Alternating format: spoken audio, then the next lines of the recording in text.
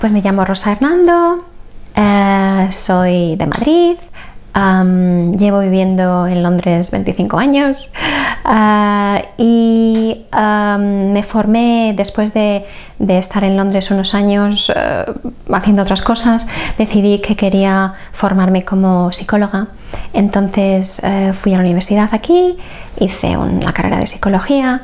Y después estaba muy interesada en un tipo de terapia que se llama cognitivo-conductual y hice un máster en este tipo de terapia. Y uno de mis primeros trabajos fue en un hospital privado de aquí, en el que se trabajaba mucho con problemas de ansiedad, con problemas de trastorno obsesivo compulsivo, y tuve la suerte de que allí estaban trabajando unos expertos que son líderes en el campo de estos trastornos. Entonces fue una oportunidad muy valiosa para formarme en este campo, y pues me sentí muy interesada en trabajar con ese tipo de trastornos de origen obsesivo. Pues hacíamos grupos de terapia de trastorno obsesivo compulsivo y también de trastorno de dismorfia corporal, que sé que es de lo que quieres que hablemos hoy, Víctor. Efectivamente, Rosa. Pues muchísimas gracias por aceptar nuestra invitación. Gracias por preguntarme, encantada. Hablabas ahora del trastorno de dismorfia, trastorno dismórfico corporal. Cuéntanos un poquito en qué consiste. Pues este es un trastorno, la definición básica que se utiliza es que es una preocupación excesiva con algún aspecto, con un área del aspecto físico de la persona. Entonces esto puede ser y suele ser un defecto, digamos, un defecto que la persona que lo sufre lo ve como algo terrible y que se nota a la legua, digamos, pero en realidad lo que suele ocurrir es que son quizá ellos los únicos que lo notan. Ellos piensan que todo el mundo lo va a ver y les van a juzgar por ello, pero la realidad es que normalmente es prácticamente imperceptible para otras personas, pero los que lo sufren, como digo, el nivel de preocupación es tal que bueno, es una enfermedad muy grave. Puede tener... ¿Limitante? ¿Perdón? ¿Limitante? ¿Puede limitar a la persona? Absolutamente. Te podría contar casos bueno, la vida de la persona está totalmente consumida por esta enfermedad, por este trastorno, y no es inusual. Yo he trabajado con casos muy graves, y no es inusual que la persona no salga a la calle durante años. Que estén totalmente encerrados en su casa porque no se atreven a salir. Esta es la preocupación que tienen con el defecto físico, sí, que tienen miedo de salir a la calle. Sí, pero terror. Salir a la calle están aterrados de salir a la calle. Vamos a hablar un poquito más de los síntomas típicos, Rosa. Sí, pues uno de los síntomas más comunes es, de lo que, como estamos diciendo, es el evitar situaciones, evitar cualquier situación en la que ellos temen que se les va a juzgar, que la gente va a notar este defecto que ellos tienen y que les van a juzgar, que les van a tratar como si fuesen inferiores, quizá que se van a reír de ellos, en fin, en todo este tipo de predicciones negativas, como decimos, ¿no? Estas cosas terribles que van a ocurrir. Y ese es uno de los síntomas más comunes, el evitar situaciones, pero también otros síntomas que son muy comunes, que suelen estar presentes en la mayoría de los casos, es repetidamente mirarse al espejo para comprobar si el defecto que ellos piensan que tienen es tan grave como ellos creen, ¿no? Entonces, y tienen una forma especial, digamos, de mirarse al espejo, que es como con una lupa, ¿no? Entonces, cuando se miran al espejo es buscando el detalle a unos niveles extremos, ¿no? Entonces, por ejemplo, mirarse desde diferentes ángulos, se pueden pasar horas delante del espejo. Uno de las preocupaciones más comunes y más típicas es problemas de la piel. Entonces pueden pensar que tienen imperfecciones en la piel, o por ejemplo tipo rojeces o tipo pues granitos que normalmente suelen ser, como digo, imperceptibles para todos los demás. Y entonces pues en estos casos, por ejemplo, ciertamente si son mujeres, aunque también hombres, pues pueden pasarse horas aplicándose maquillaje para intentar camuflar, ¿no? Entonces el intentar camuflar ese defecto es uno de los síntomas más comunes también. Y ya digo, se pueden pasar horas, literalmente horas y horas intentando aplicar maquillaje de forma que vaya a... Y Rosa, en tu experiencia, ¿por qué esa obsesión tan extrema por el aspecto físico? ¿Por qué en los casos, en tu experiencia, qué has visto que lleva a las personas a obsesionarse tanto con la imagen? Sí, no se entiende, no tenemos todavía muy claro en el campo de la psicología, de la psiquiatría, todavía no está totalmente claro la causa de este trastorno. Lo que sí que sabemos, sin ninguna duda, es que está relacionado con problemas de la infancia, por ejemplo, de abuso en la infancia, bien sea abuso emocional, abuso sexual, entonces problemas de trauma en la infancia, también muy común problemas de acoso, de bullying. No sé si esto se entiende en castellano, ¿no? Yo me he formado aquí, como he dicho, y me cuesta a veces hablar esto ayuda, Rosa, lo que nos importa. Bueno, entonces bullying es muy común, pues que hayan sufrido acoso por compañeros del colegio cuando eran pequeñitos, quizás, y también, por supuesto, problemas de humillación en los que quizás se han burlado, ¿no? A gente se haya burlado de su aspecto físico, y no necesariamente a lo mejor de ese aspecto que la persona ahora con el que la persona ahora está preocupada, pero si ha habido alguna burla de su aspecto físico, entonces la persona se ha obsesionado mucho con su aspecto físico. Lo que sí que está clarísimo es que el factor más común en el contexto de causal es muy baja autoestima.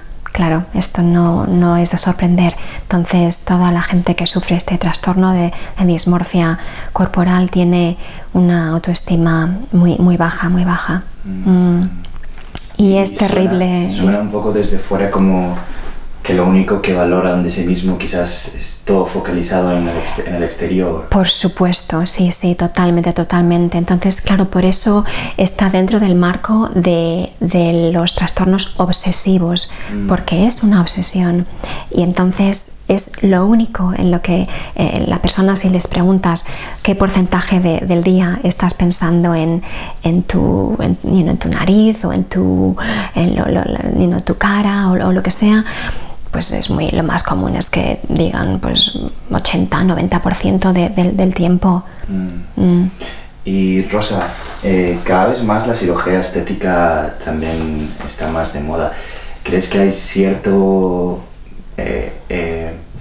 podemos encontrar algo de trastorno dismórfico en la persona que acude a una cirugía o que quiere mejorar? Pues sí, definitivamente. Es uno de los remedios que buscan las personas con ese trastorno. Es uno de los remedios más comunes que buscan. Entonces, soluciones cosméticas o de cirugía estética. Sí, y es un problema muy grave porque típicamente no van a estar satisfechos, se van a gastar muchísimo dinero, a veces que ni siquiera tienen. Es muy común que entren en deuda porque se gastan muchísimo dinero que en realidad no tienen y no van a estar satisfechos. Lo más normal es que no estén satisfechos y de hecho, incluso peor, eso puede aumentar la obsesión. Porque, por ejemplo, si es, vamos a decir, la nariz, muy típico, ¿no? Y hacen cirugía estética y se cambian la nariz, entonces van a estar, como tienen esta forma de mirarse, que es como con lupa, entonces después de cambiarse la nariz van a estar incluso más pendientes de cómo ha quedado, si ha quedado perfecta o no, y la realidad y lo triste es que nunca van a estar satisfechos. Entonces esto es un problema. De hecho, aquí en Inglaterra yo conozco a expertos y sé que hay que están en conversación, psiquiatras que son expertos en este trastorno con doctores de cirugía estética para asegurarse de que no se ofrece cirugía estética al primero que entra por la puerta, porque a veces puede ser puede que no sea ético ofrecerle cirugía estética a alguien que tiene este tipo de trastornos. ¿Qué porcentaje de la población sufre este trastorno? Pues se suele decir que es como un 2% de la población, entonces, es decir, como 1 de cada 50 personas. O sea que es bastante pequeño. Sí, en relación a otros trastornos, sí. Imagino que esto sea algo también que hace a los pacientes, a los que sufren este trastorno, que lo vivan más en soledad, ¿no? Quizás que no sean comprendidos. Sí, desde luego, y es muy triste que hay muchísima gente que puede estar sufriendo esto, pero como no se conoce suficientemente todavía, hay mucho sentimiento de vergüenza, de shame, de vergüenza. Y entonces hay mucha gente que está sufriendo en silencio. Podríamos hablar, Rosa, también una similitud, porque al final es una distorsión de la realidad. Podríamos hablar una similitud entre la anorexia, que sí que se conoce, y el trastorno dismórfico corporal. ¿Hay similitudes entre ambos trastornos? Pues, ¿en el tema de la distorsión? Sí que los hay. Y de hecho, a veces hay un crossover, que se entrelazan. Se entrelazan, gracias, Víctor. A veces se entrelazan y encontramos gente que incluso yo he tenido pacientes que me los han enviado para trabajar con ellos y que el diagnóstico era anorexia, pero luego cuando empezaba a trabajar con ellos me daba cuenta que quizá era más este trastorno de dismorfia, ¿no? Claro, sí, ahí se entrelazan. Y también un factor que une estos dos tipos de trastornos, un factor común, es que son obsesivos. Una anorexia es también una obsesión, ¿no? Una obsesión que se manifiesta, pues, sobre todo en la figura del cuerpo, ¿no? y el peso. Entonces se están pesando quizás continuamente para ver cuánto pesan, se obsesionan con la comida que comen. Entonces también sí tiene este componente obsesivo. ¿Y se sabe algo? Porque documentándome para esta entrevista veía cosas de la anorexia, por ejemplo, chicas que miraban en el espejo, estaban extremadamente delgadas, pero ellas se veían muy gordas. Sí. Y documentándome también he visto casos que en el trastorno dismórfico corporal son personas que aparentemente son atractivas, pero cuando se les pide que se miren frente al espejo, ven un monstruo o ven algo totalmente... ¿Se sabe algo de qué ocurre en el cerebro o por qué ocurre con esta distorsión? Bueno, pues todavía estamos, como digo, porque es un fenómeno que es relativamente bastante nuevo en la historia de salud mental, ¿no? Entonces todavía no se entiende totalmente, pero lo que sí que sabemos a ciencia cierta es que hay un proceso de cómo la mente humana funciona, que es bastante simple en realidad, y es que cuanto más enfocamos nuestra atención en algo, y si nos obsesionamos con eso, perdemos la perspectiva, se pierde la perspectiva. Y también, entonces, claro, estas personas, como digo, quizá llevan años pasando cada día pensando en su preocupación 80% del día. Entonces, por supuesto, pierden perspectiva, pero es que nos pasaría a cualquiera. Si nos obsesionamos con algo y pensamos en ello 80-90% del tiempo de cada día, perderíamos perspectiva, ¿no? Entonces ese es un proceso que está muy claro, ¿no? y entendido. Y luego también otro proceso es que ellos, estas personas que sufren esto, pues crean muchas imágenes mentales. Están continuamente, no solamente mirándose en el espejo para comprobar, pero también creando, formando imágenes mentales de cómo ellos creen que su aspecto, de cómo es su aspecto. Y claro, esas imágenes mentales que ellos crean están distorsionadas y están informadas, esas imágenes, por cómo se sienten, ¿vale? Entonces, ¿qué pasa? Es muy común que, por supuesto, uno de las ideas más comunes que existen es que es fea, que la persona es fea. Entonces tú les preguntas, ¿qué ocurre? Pues que soy feo o que soy fea, ¿vale? Pero también a veces es incluso mucho más triste que eso, ¿no? Porque a veces piensan que son repugnantes. Es que ahí es donde está el verdadero, ¿no? Claro. Piensan que son repugnantes. Claro, entonces y ellos piensan y lo que es más importante, se sienten, ¿vale? Se sienten repugnantes. Es un sentimiento. Entonces, ¿qué pasa? Volviendo a estas imágenes mentales que forman ellos, las imágenes mentales que forman son de cómo se sienten, en línea a cómo se sienten, repugnantes. Entonces, claro, pierden perspectiva y es... Yeah. ¿Cómo se le ayuda a una persona a que comience a tener una mejor relación con esas partes que ella misma considera repugnante? Sí. Bueno, pues quizás ahora sería relevante hablar un poquito de, si te parece, Víctor, del tipo de tratamiento que es. Y entonces quizás en ese contexto puedo intentar responder a esta pregunta, ¿no? ¿Te parece? Entonces, el tratamiento que se aconseja es sobre todo terapia psicológica. Y dentro de las terapias psicológicas esta que he mencionado antes, cognitivo-conductual. Es la que más evidencia científica tiene de que es efectiva para tratar estos trastornos. Está basado, hay muchos estudios basados en investigaciones, estudios de investigación, etc. Pero también dentro de esta terapia cognitivo-conductual, una técnica, digamos, que en español creo que quizás se podría decir técnicas de exposición, sí, y respuesta preventiva, o algo así. Disculpas por no saber, como expliqué antes, yo me he formado aquí y me faltaba mucho el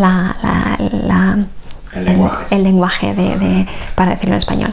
Entonces, este tipo de técnica, de lo que se trata sobre todo es de que la persona se exponga, pero eso se llama exposición, que se exponga a esas situaciones que han estado evitando. Y el segundo elemento del tratamiento, lo de la respuesta preventiva, es hacerlo, pero también sin centrar la atención en ellos mismos y sin utilizar otros comportamientos, que decimos comportamientos de... Voy a necesitar tu ayuda quizá, Víctor. Safety behaviors, comportamientos para que esa acción pues les sea más fácil, como creo que como comentabas antes, ponerse maquillaje o camuflaje. Eso es. O ir a lugares donde a lo mejor la luz es más tenue o que se sientan más seguros, ¿no? Sí, les llamamos en inglés... Unos comportamientos de seguridad. De seguridad, sería la traducción, ¿no? Comportamientos de seguridad, que son comportamientos, estrategias que utilizan para sentirse más seguros. Por eso se llaman comportamientos de seguridad. Y entonces pues tienen que hacer la exposición, pero sin comportamientos de seguridad. Porque es decir, si la persona se va a atrever a salir a la calle, pero va a llevar kilos de maquillaje, entonces eso no se están realmente exponiendo a sus miedos. Tengo varias amigas, Rosa, que por ejemplo cuando duermen con algún chico o lo primero que hacen antes de que se despierte su pareja, van a la ducha y se maquillan. Sí. ¿Esto indicaría algunos síntomas de... o no? Es buena pregunta y yo creo que la respuesta es que depende de hasta qué punto sea disfuncional, como decimos, el problema. Entonces, si eso es algo que hacen de forma puntual y que bueno, que luego no están todo el día preocupadas por el aspecto de su cara, etcétera, bueno, pues bueno, diría, por supuesto, es una señal de inseguridad, quizá, posiblemente incluso de baja autoestima, pero si se queda ahí la cosa, pues no sería demasiado problema, ¿no? Pero esto que acabas de describir es un comportamiento de seguridad que decimos muy común. Incluso lo peor, o quizá más triste, es que no solo que esto puede ocurrir hasta con su pareja o con su marido. Yo he trabajado con mujeres que hacen esto con su propia pareja. No permiten que su propia pareja les vea sin maquillaje. Entonces, o sea, es claro, depende de, como que está en una escala, ¿no? Entonces depende en qué punto de esa escala esté el problema. Y antes de seguir con el tratamiento, que es muy interesante también, sí. Hablamos de maquillaje, hablamos de cara, pero Rosa, ¿esto se puede presentar en cualquier parte del cuerpo? ¿Una persona puede estar obsesionada con sus piernas o otras partes del cuerpo físico? Sí, por supuesto. Hay 3 áreas que se consideran como las más comunes de este tipo de obsesión, y una es la piel, otra es el pelo, y esto es muy típico en hombres también, quizá en hombres que están perdiendo el pelo, cabello, y también y luego, pero también pero puede ser cualquier otra parte del cuerpo, por supuesto, el abdomen, el pecho en mujeres puede ser, ¿no? O incluso, quizá más recientemente se está hablando mucho de los órganos sexuales. Y yo, uno de los psiquiatras con los que trabajo, ha hecho muchos estudios en relación a esto, ¿no? O sea, puede realmente afectar cualquier... Ahora que has nombrado los pechos en la mujer, de hecho, las cirugías de aumento de pecho han incrementado una barbaridad. ¿Este mero hecho indicaría síntomas o sería también un pequeño voy a hacerme algo para sentirme mejor? Sí, entonces volvemos a lo mismo. Si es una mujer que decide hacerse cirugía para aumentar su pecho, de aumento de pecho, pero se lo hace y tan contenta y ya está, pues pues me alegro por ella, fenomenal. Pero claro, si eso está, después de hacerse la cirugía, digamos, sigue totalmente obsesionada con este problema, o a lo mejor ahora piensa pues que se lo quiere hacer otra vez porque no está totalmente satisfecha con los resultados, y también sería muy probable, si tiene este trastorno, que haya otras áreas de su aspecto físico con las que también no esté satisfecha, que no solamente se centre en eso. El tratamiento, sí. hemos visto la exposición salir también sin lo que hemos llamado los comportamientos de seguridad. ¿Cómo se va desarrollando luego? Pues luego también una técnica que es fundamental es lo que llamamos entrenamiento de la atención, porque uno de los procesos mentales más claves en este trastorno, y también que son más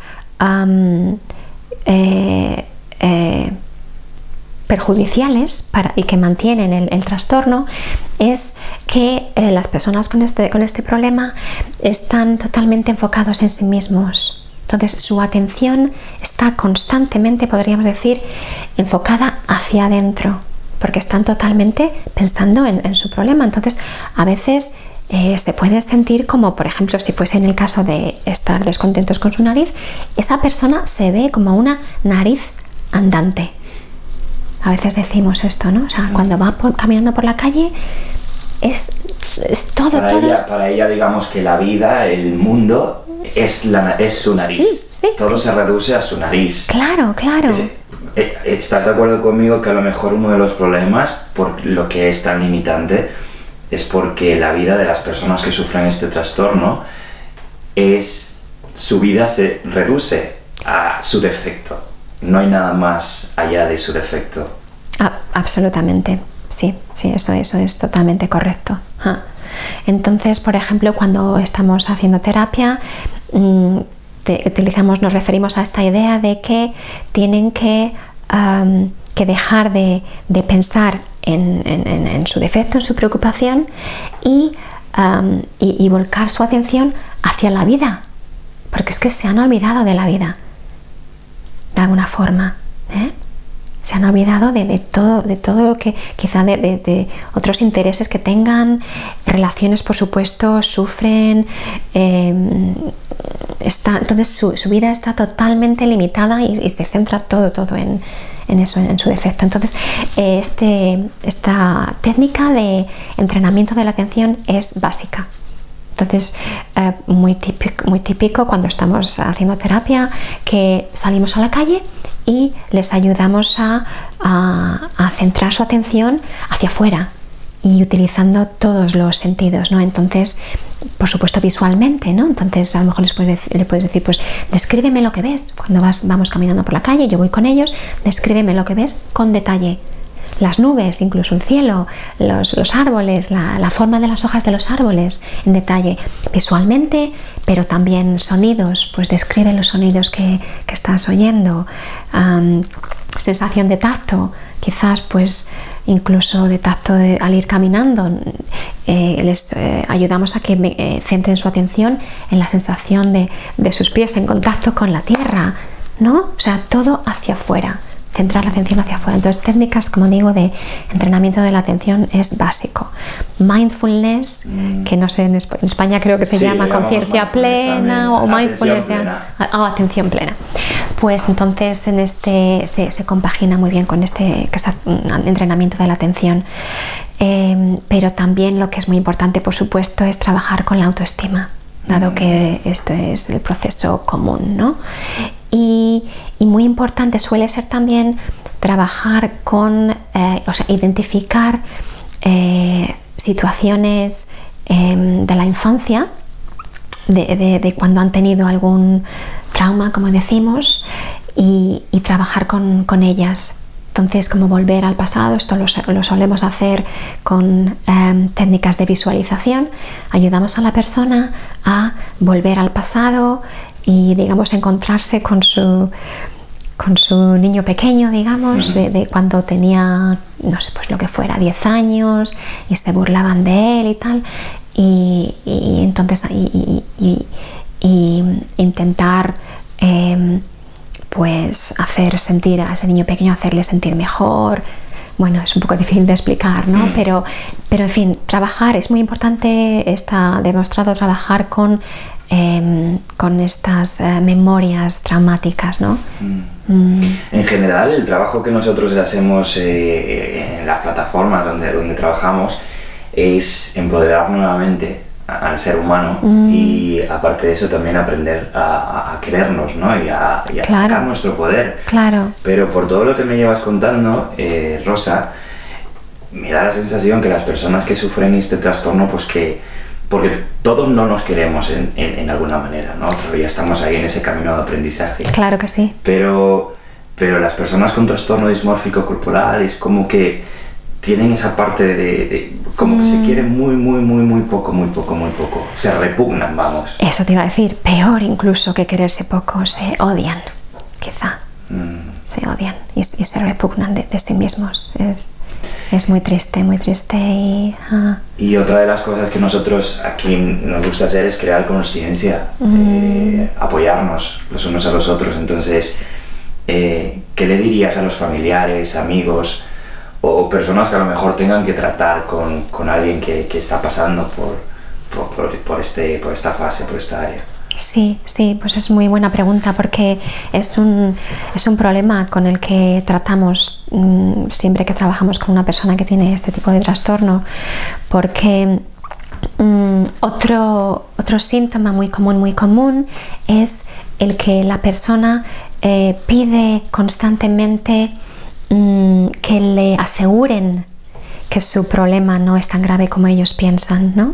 Entonces esto también se convierte en una obsesión y entonces a veces pueden preguntar como repetidamente, ¿no? Como no sé, o sea, es interminable. Y por mucho que les aseguren que no, que eres muy guapo, que no se nota, que lo que te preocupas, no te preocupes, que no se nota, nada. Eso no ayuda. De hecho, es uno de los factores que la mantiene. Es uno de los factores que mantienen el problema. Entonces, una de las primeras cosas que tenemos que hacer con los familiares es educarles un poquito, ¿no?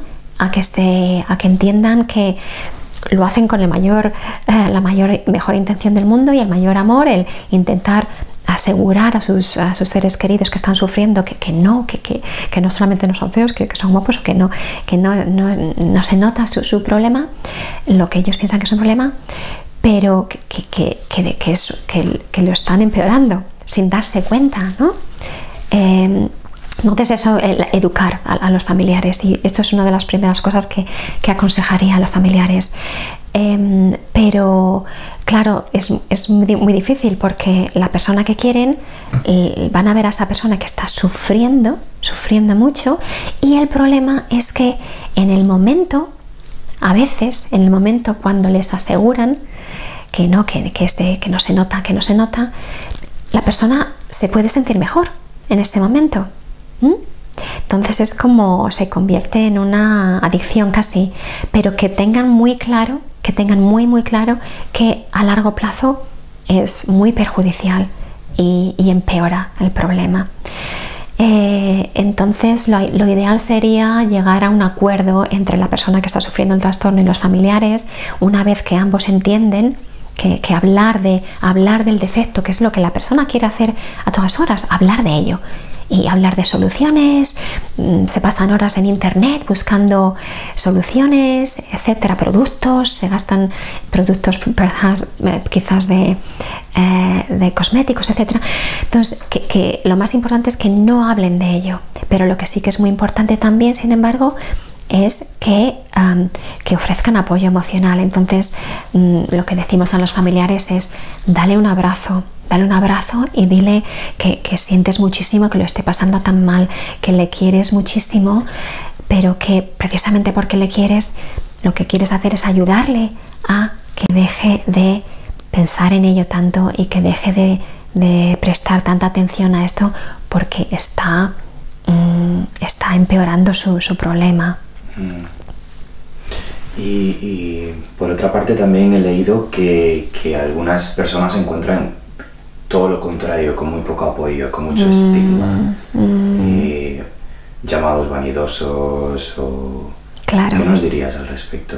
Sí, pues es una falta de conciencia, ¿no? Es una falta de entendimiento de esta condición, que es muy seria.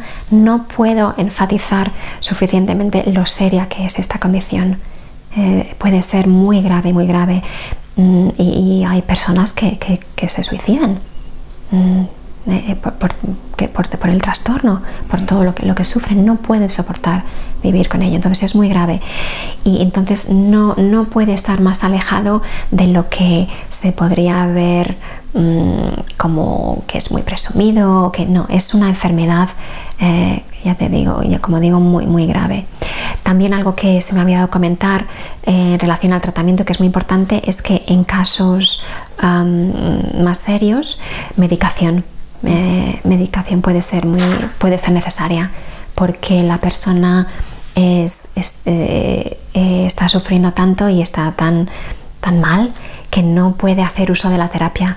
Entonces la medicación, digamos que no es una solución, no va a hacer el problema desaparecer, pero la medicación puede ser como un apoyo, puede servir de apoyo para que la persona pueda hacer uso de la terapia, ¿no? Y beneficiarse de ella. Una persona que nos esté viendo y que crea que puede tener el trastorno dismórfico, ¿cómo debe actuar ahora que se ha dado cuenta? Claro, yo aquí, como te he comentado antes de empezar un poco, me gustaría disculparme porque toda la información que tengo es en inglés.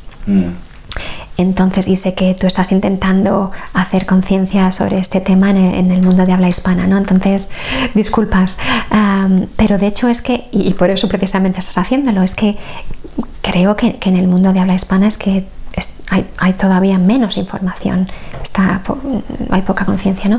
Entonces, pues yo puedo, bueno, lo primero que diría es que quizás pues que busquen información, y yo puedo ofrecer información, datos pero que van a ser en inglés, y que busquen un experto. Claro, un experto puede ser un psicólogo que se especialice en este tipo de trastornos, o incluso un psiquiatra también que se especialice en este tipo de trastornos.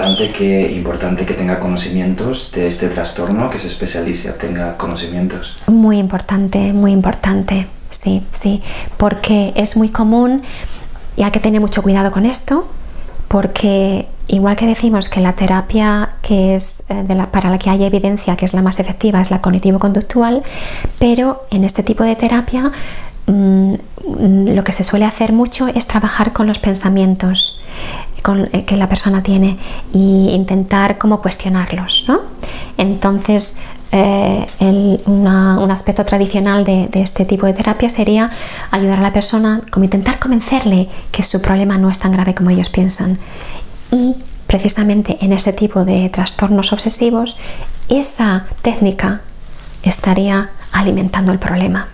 Entonces hay que tener mucho cuidado con esto, y yo a veces he trabajado con gente que han tenido terapia pero con alguien que no era especializado en este tipo de problemas, y cuando me cuentan lo que hacían en terapia, pues me doy cuenta enseguida que no era adecuado lo que se estaba haciendo. Entonces es muy importante que sea alguien que se especialice. Además, Rosa, has trabajado, ya lo decías en un principio, has trabajado con varias personas aquí en Inglaterra que son expertos en el tema. El doctor David Beale.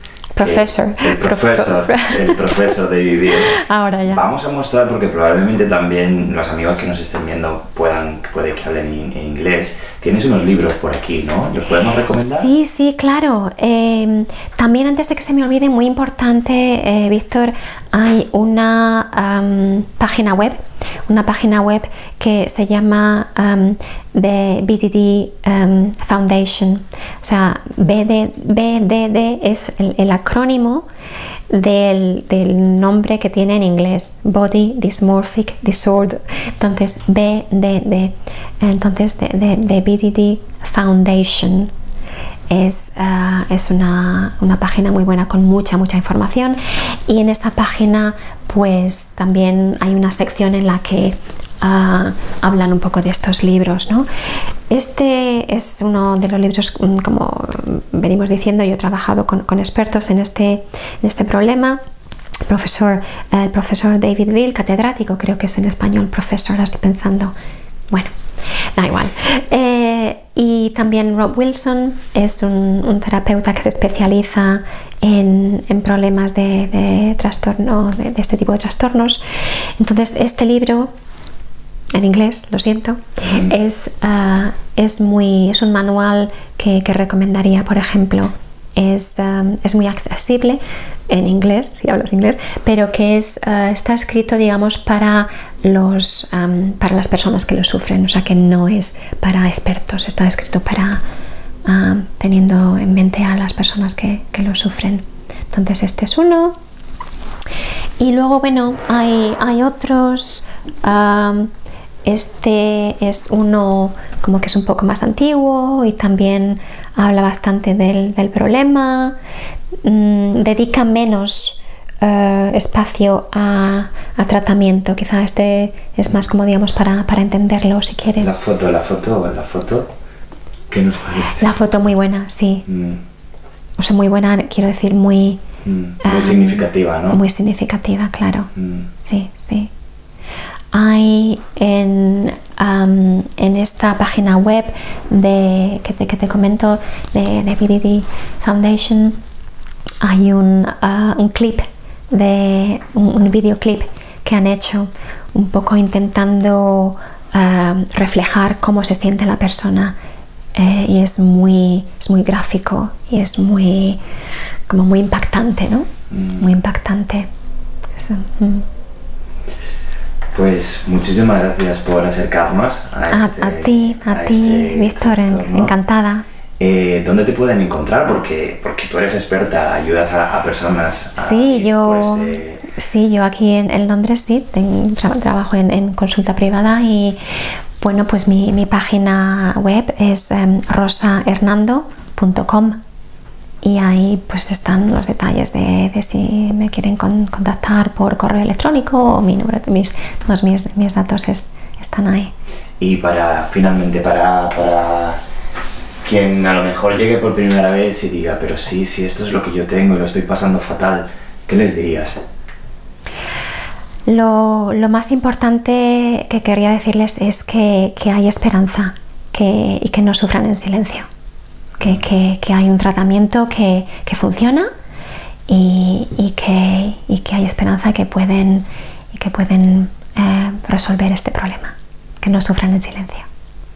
Pues Rosa Hernando, muchas gracias. A ti, Víctor. Hasta pronto.